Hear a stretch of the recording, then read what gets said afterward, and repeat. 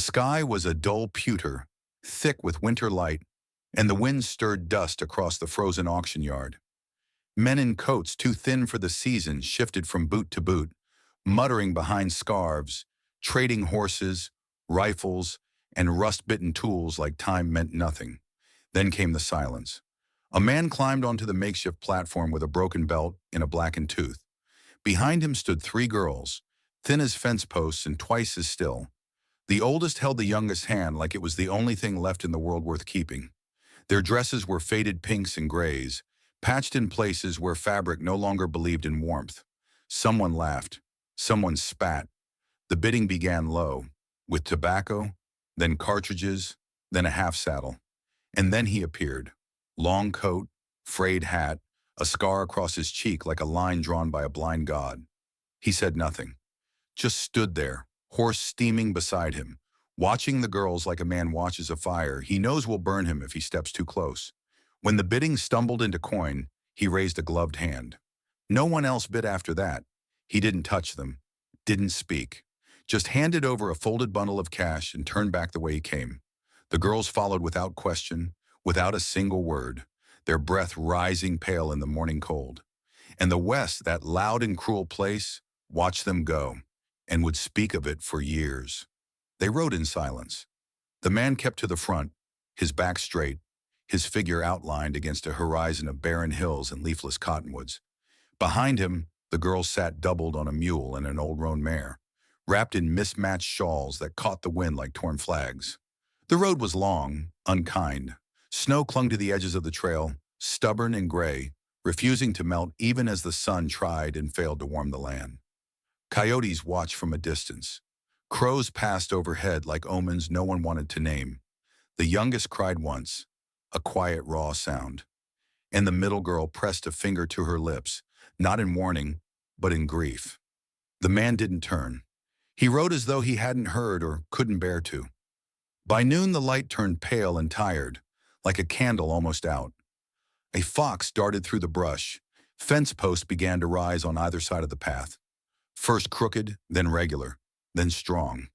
A gate hung open like a mouth left ajar too long.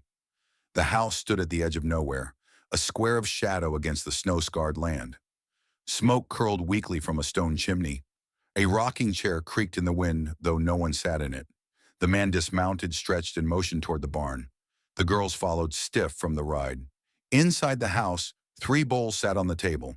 3 spoons, 3 cups.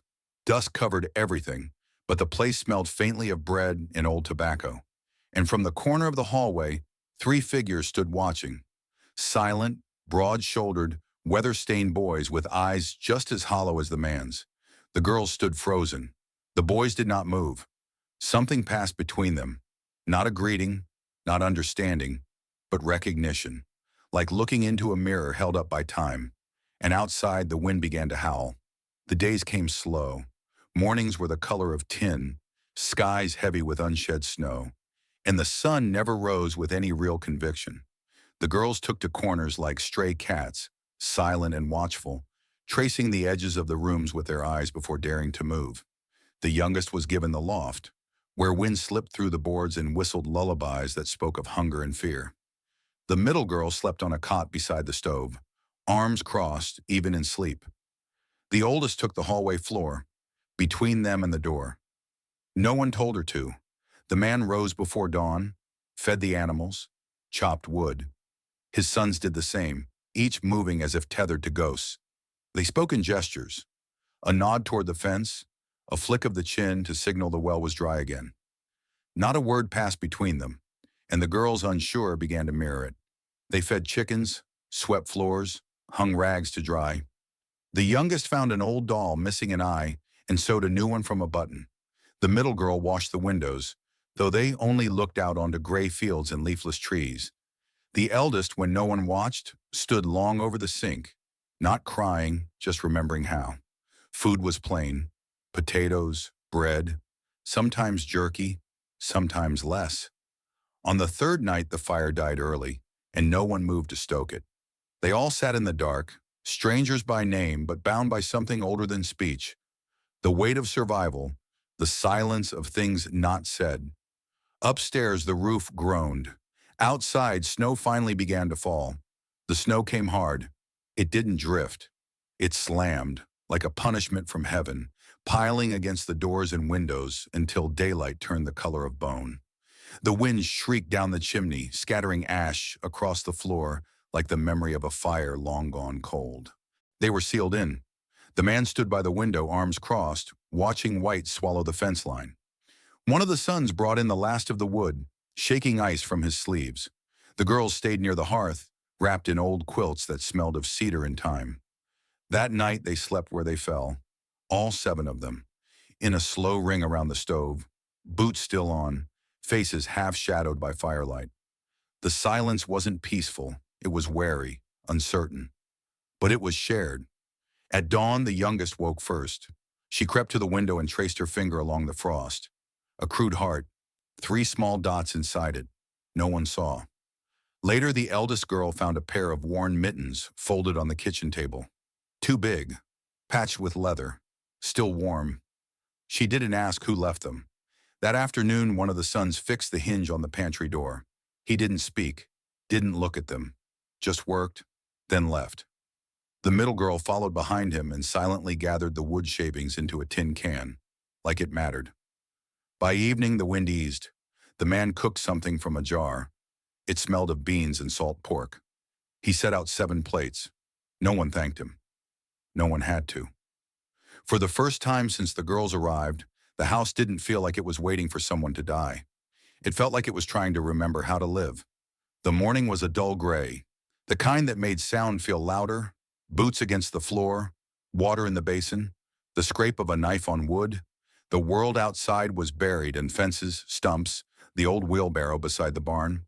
Only the roof lines remained, like bones of a sunken ship. Inside, things moved slowly. The eldest girl began folding the blankets without being asked. The middle one took to tending the fire, crouched low, sleeves rolled, eyes sharp as flint.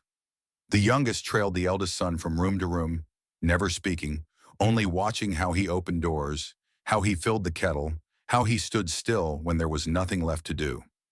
The man rode out alone after breakfast.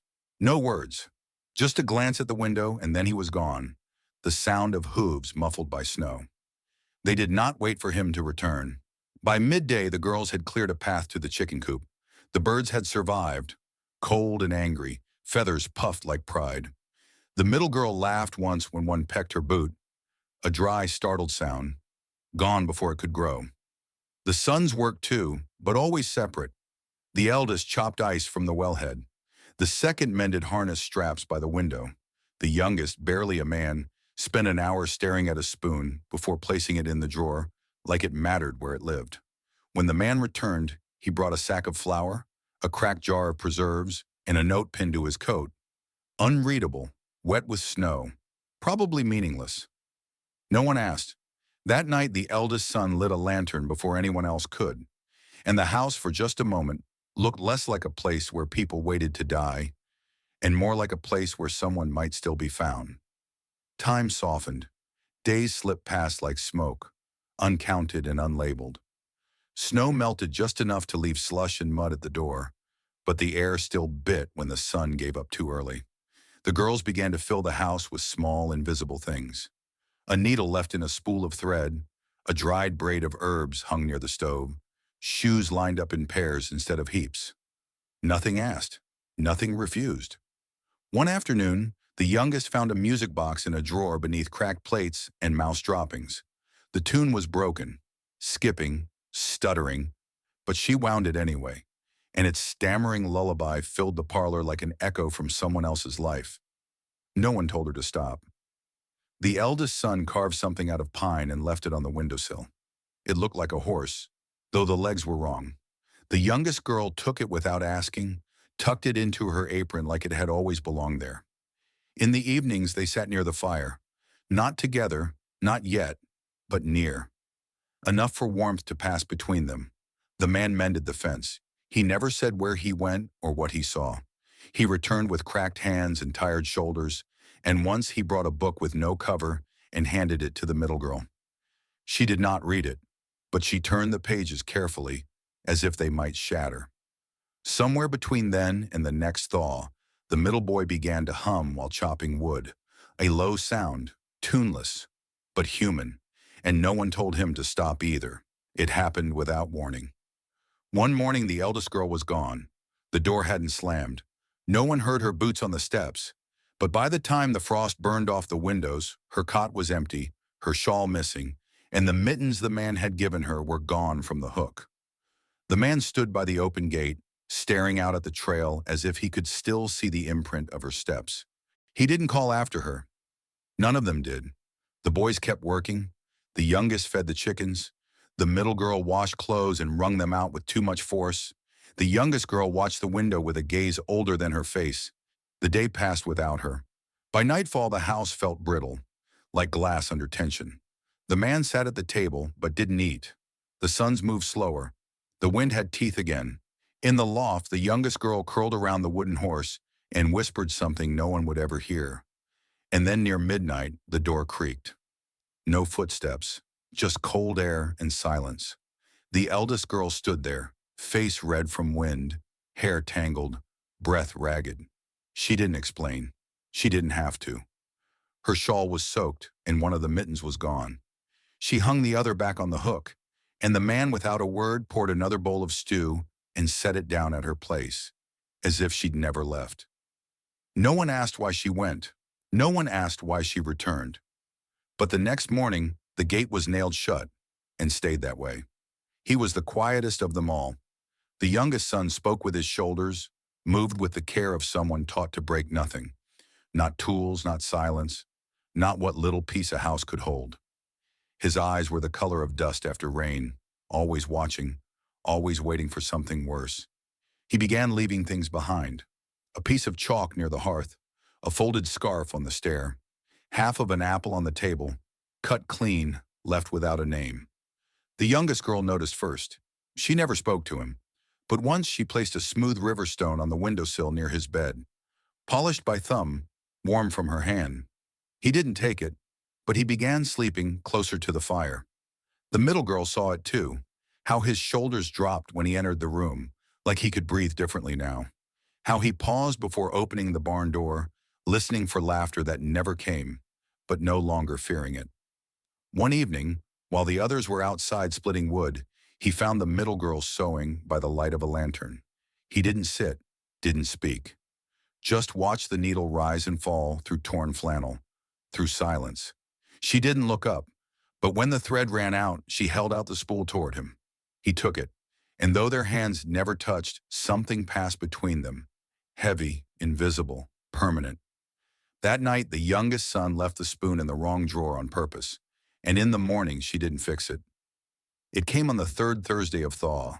Not a sound, not a shadow, just a smell.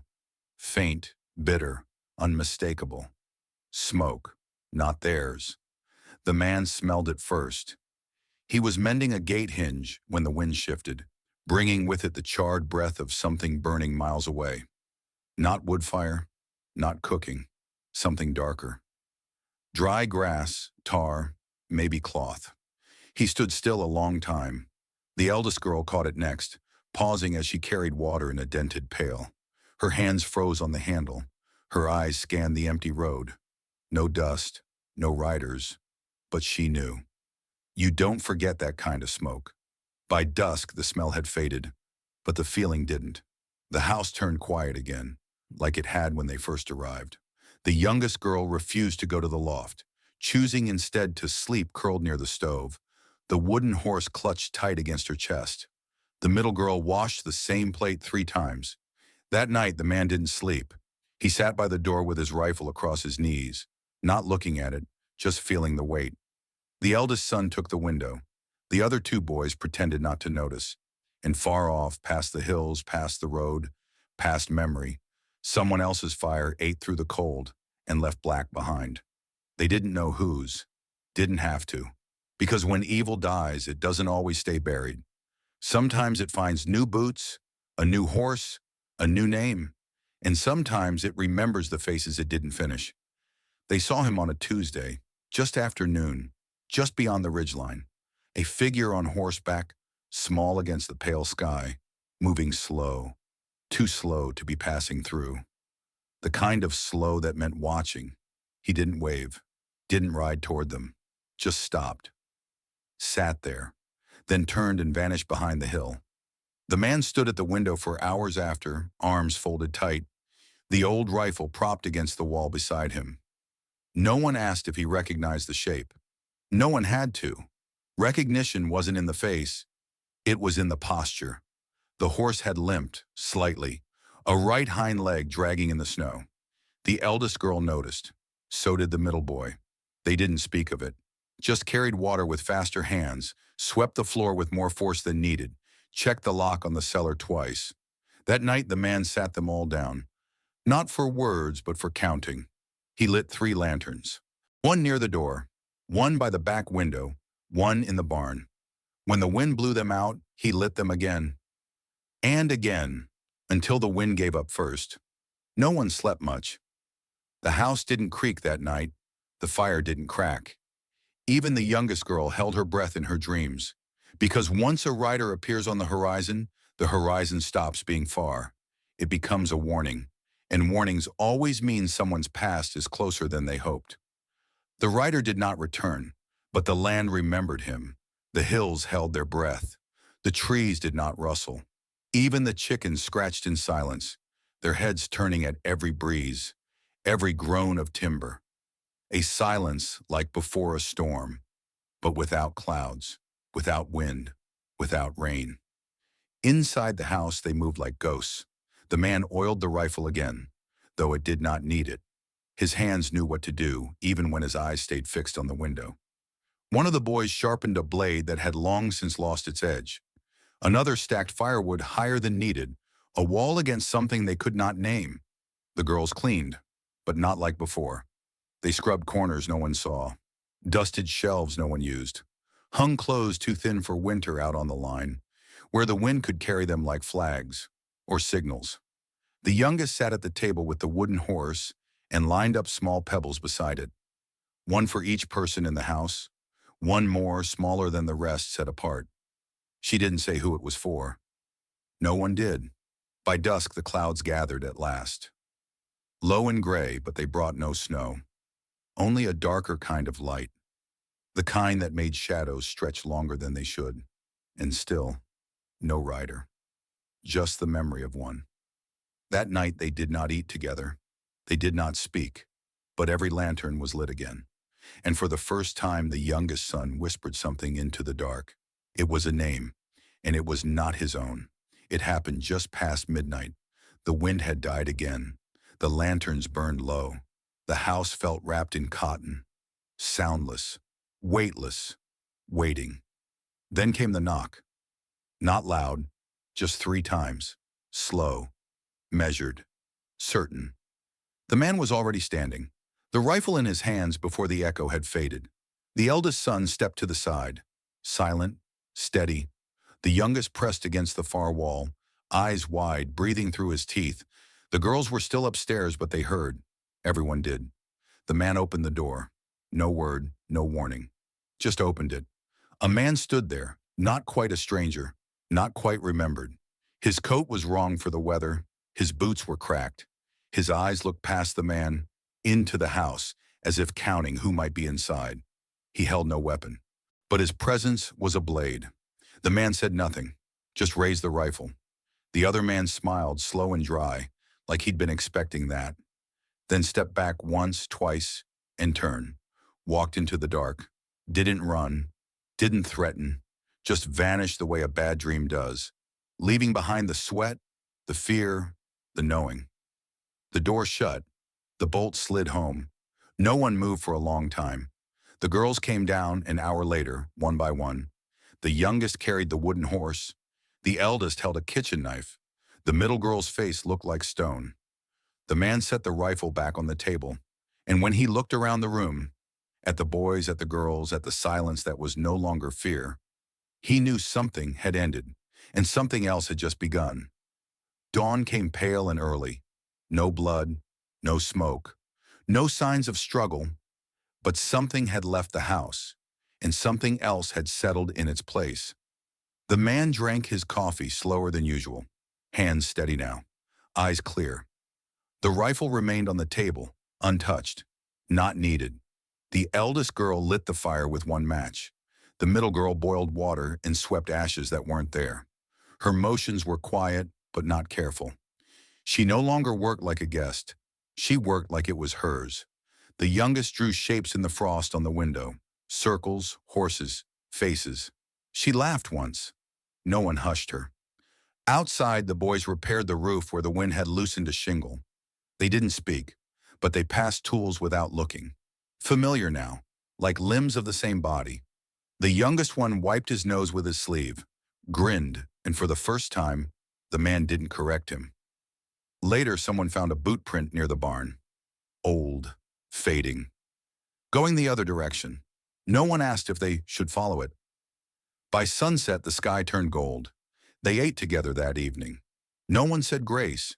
No one needed to. There was no miracle to thank. Only breath, warm food, a roof still standing, and the knowing that whatever haunted the hills was gone, not destroyed, not vanquished, but met, faced, turned back. And in its place, the shape of something strange had formed. Not love, not yet, but belonging, like a seed beneath the frost, still waiting, still real. The man stood alone in the fading light. His shadow stretched long across the floorboards, blending with the dark stains he carried inside. The weight of years, mistakes, and silence pressed down like the evening air before a storm. He looked at the faces around the table, the girls, the boys, the ghosts of what was lost and what might still be saved. No words came, no pleadings, just a breath. He reached into his coat and pulled out a small, worn leather pouch. Inside, a handful of coins, enough for a ticket, enough for a fresh start. He laid it down, not for himself, for them, to leave or to stay. They looked at him, then at each other. The house was quiet. The wind outside whispered promises no one dared believe. He folded his hands, waiting, because the hardest choice is never about fighting the past. It's about deciding what to become when it's gone. The morning came soft and pale. The house stood still, shadows stretched long across the cracked wooden floor.